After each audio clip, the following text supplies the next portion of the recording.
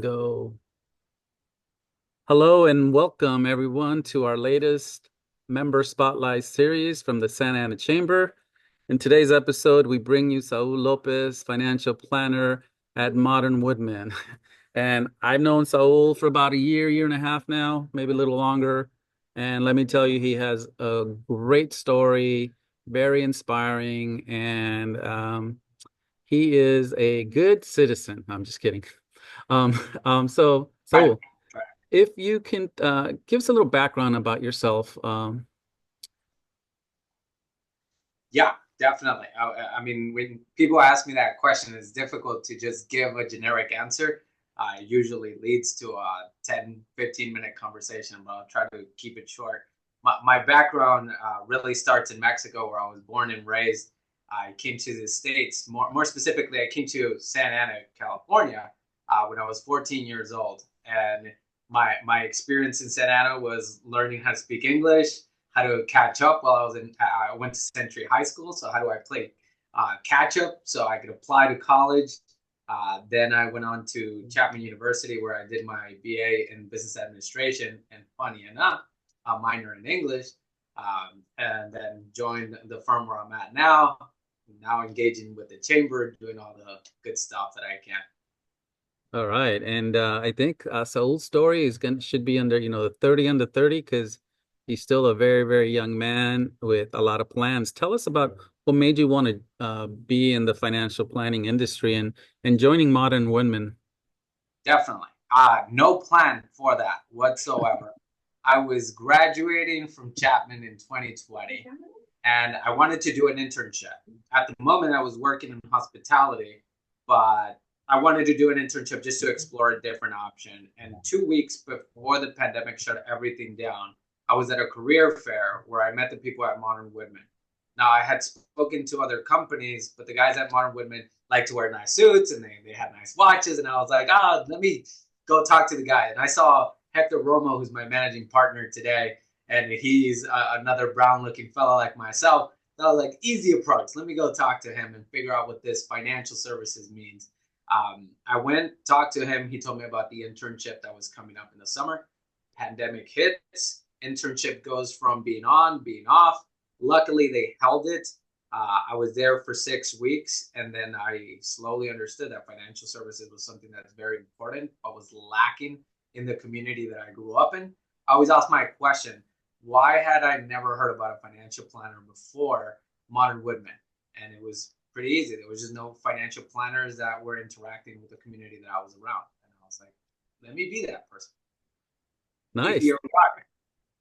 Now, do you have when you first started your doing your internship, are there any wild stories? I mean, were you amazed?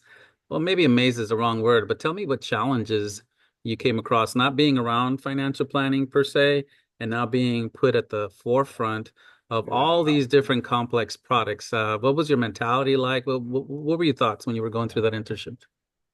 I from my experience at Chapman, I always understood that I wasn't going to be able to create sustainable financial security just off of a job. I knew that I had to do some type of investing at some point, right? But through the internship, what I kept bringing it back to with my family and my own experience, and I kept thinking, if somebody would have sat down with my dad, spoke Spanish, right? Because my dad doesn't speak Spanish or doesn't speak English, explain to him, sir, Mr. and Mrs. Lopez, you got a kid over there who looks like he's kind of smart, might want to go to college.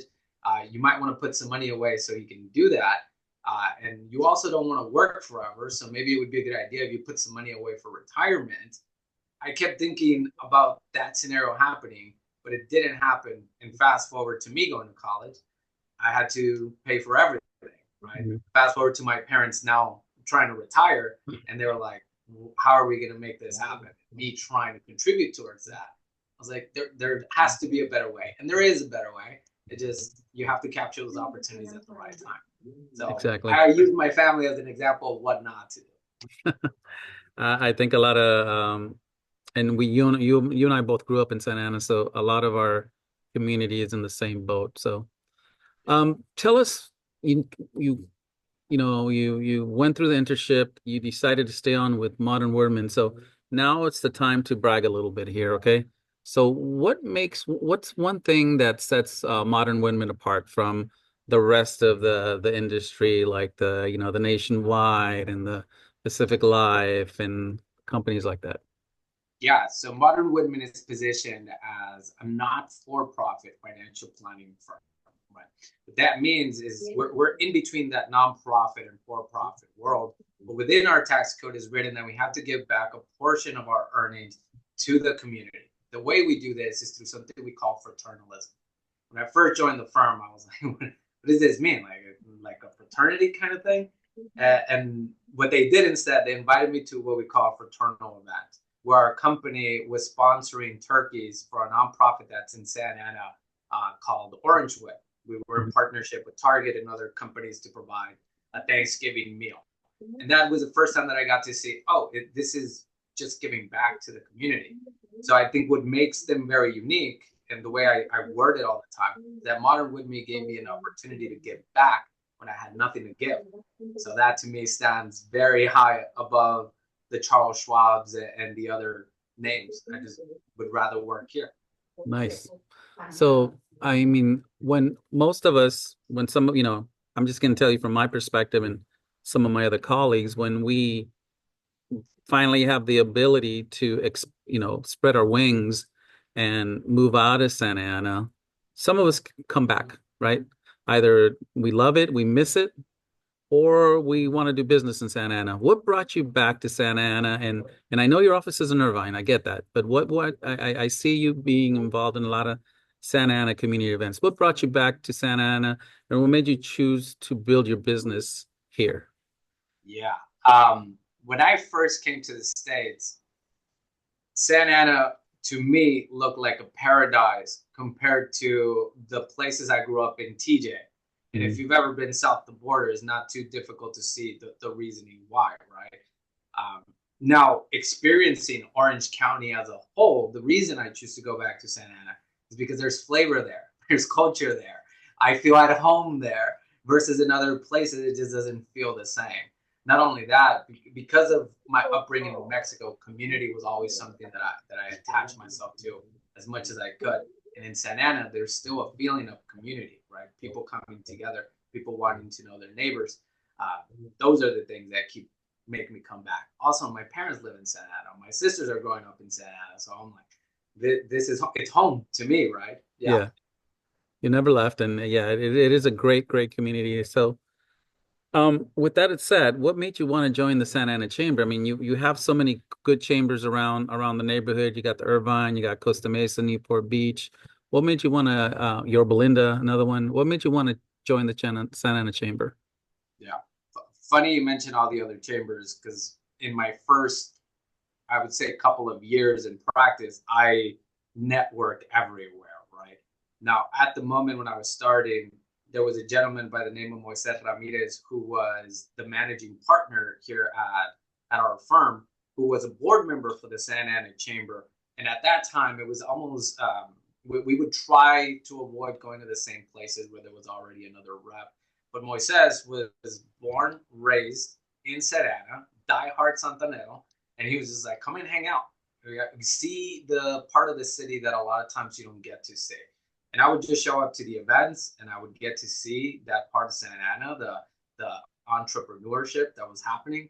And I fell in love with it. But I also was never there to promote my business. But unfortunately, you know this from your time at the chamber, we lost Moises Hmm. back in 2022, right?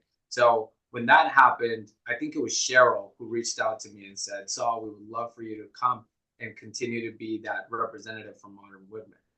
Now, all fine and dandy, right? Of course, I want to be there. But the reason I'd say I would pick the Santa Ana Chamber over the other chambers that I've been a part of is because the chamber is very active, right? You guys do an incredible job in running a scheduled events throughout the entire year, but it's so welcoming as well, right? There's always new faces, there's always new entrepreneurs. But there's also the people who have been there for quite some time who make it all run and feel like a home, like a community. So it's my personal favorite. Of course, the Santa Ana Chamber. So, um, you're an entrepreneur, right? What's one piece of advice you give someone thinking of starting a business? Not only just starting, but starting a business here in Santa Ana. Is there a piece of advice you can give? Some local wisdom? Yeah, I would say embrace your community, right? When you reach out for help, there are people there to help you. I always tell people I wouldn't be here if it wasn't for the Santa Ana Chamber and me reaching out to get that help. I always tell people my first 2 years in practice were not fun at all. I would never want to relive them. I would never even wish on my worst enemy to go and relive those days. But I know that because of my own will in reaching out for help and the Santa Ana Chamber being able to say, yeah, we're here as a community. How can we support you? That kept me around. And now, fast forward 5 years later, I'm still here. But I would say from an entrepreneur side point, something that I learned at Chapman in my education was that starting a business is not supposed to be an easy endeavor. And I know post pandemic, there's a lot of talk about becoming your own business owner, your own entrepreneur, and being your own boss. But being your own boss is not necessarily a walk in the park. You don't Right? get the I'm gonna be in the beach hanging out and making money until you're 10 or 20, right? If it ever happens, I'd say for the people who want to be entrepreneurs, is brace yourself for a few rough years and embrace it, and at Yeah. least try to have fun during those couple of years that it just sucks. It is what it is, but Great advice. yeah. Now, if you were to describe, I'm going to take it back to Modern Woodman. If you had to describe your business in one sentence, like an elevator pitch per se, what would it be? Yeah. So the way I describe it now, very simple terms, we help individuals who need to figure out where they are financially today. More importantly, where they want to be at in the future. Help them figure out their resources, their assets, liabilities, the cash flow, and then we help them create an actionable plan to make those dreams a reality. Right? Everybody wants to be a homeowner. Everybody wants to send their kids to college. Everybody wants to retire. But when I ask the question, how much are you want to put down on the down payment? How much how much mortgage are you going to be paying? All of a sudden, I'm getting I don't know, I don't know. And what we try to provide is this is the number, and I'm at that point I've become a messenger. It's just yes, it's possible, or no, it's not possible, or this is what we need to do. This is what we need to sacrifice to make it possible, right? That's pretty much in essence what we do. Nice. Now for a fun question, what's your local? If somebody comes to Santa Ana and you had to take them out to eat, what place would you take them out to eat in Santa Ana? Yeah, this is a tough question.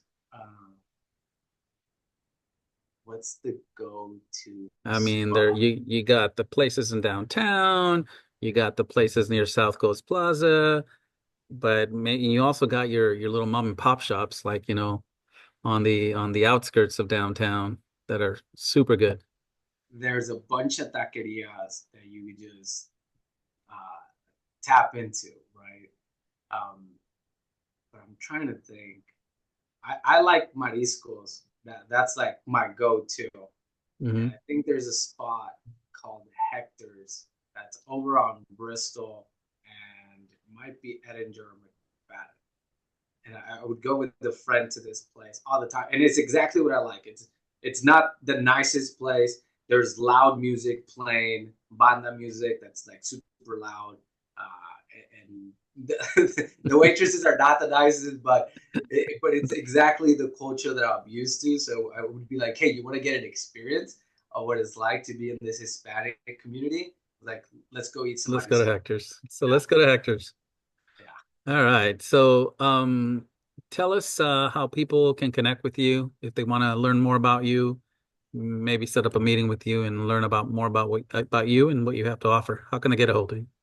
Definitely. I wish my website was a lot better, but oftentimes I ignore it. But my website has some information on there.